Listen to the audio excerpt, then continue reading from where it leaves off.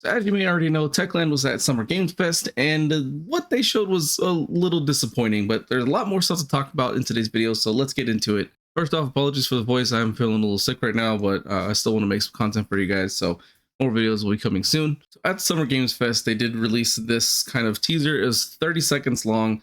The only thing that we really got from this, based off the baseball bat, the fact that he's reading a Walking Dead comic, and the fact that there's kind of the swords on the wall, kind of leads to the fact that they are going to be doing a Walking Dead crossover at some point.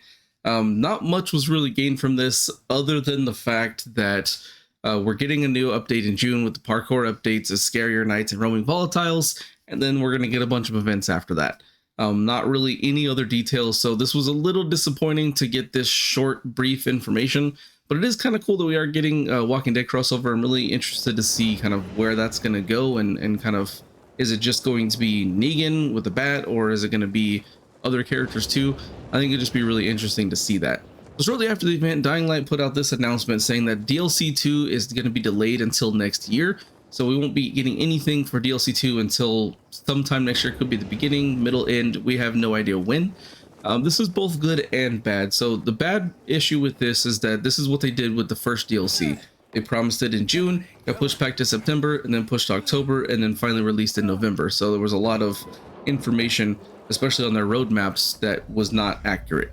And then here we go with DLC 2. It was supposed to be released in the second half of this year, and then now it's been pushed back. So people can be definitely upset about that, and for people who own the Ultimate Edition, you might feel not as happy about it either, because you'll have to wait until the game's been out for like 2 years before you can actually play the second DLC. However, the good thing about this, what I actually really like, is this gives them more time to perfect the DLC.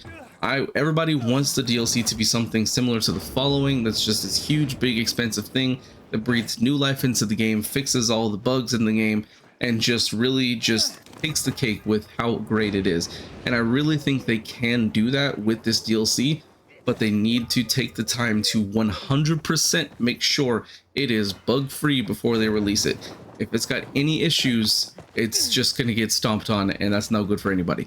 So I feel like this is going to give them the time they need to work on it.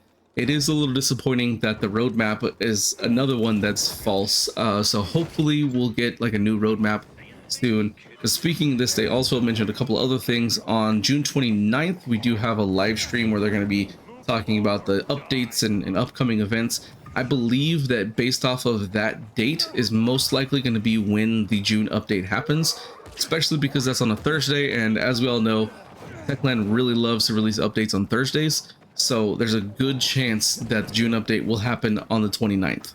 The last thing they mentioned on here is there's going to be an AMA with Tymon on the 16th, and they really want people to submit their questions for DLC 2 in their Discord server, so people can kind of ask the questions they want to ask. So if there's any questions you would like to ask, let me know in the comments below, and I'll see if I can ask them for you. I'm really hoping that the June update is going to bring a lot of new stuff into the game. I don't know anything about it yet, so I don't know, other than what everybody else knows, that there's going to be parkour improvements and roaming volatiles and scarier nights. I'm really interested to see how it's going to be, and I'm going to do kind of a deep dive on my thoughts on that coming soon. So if you're not subscribed, definitely go ahead and click that subscribe button and tick the bell for notifications. And if you enjoyed this video, also hit that like button. And if you're interested in seeing other types of gaming content, you can check out my RG Reimagined channel, which I have linked in the description below. Thanks for watching. See you guys next time.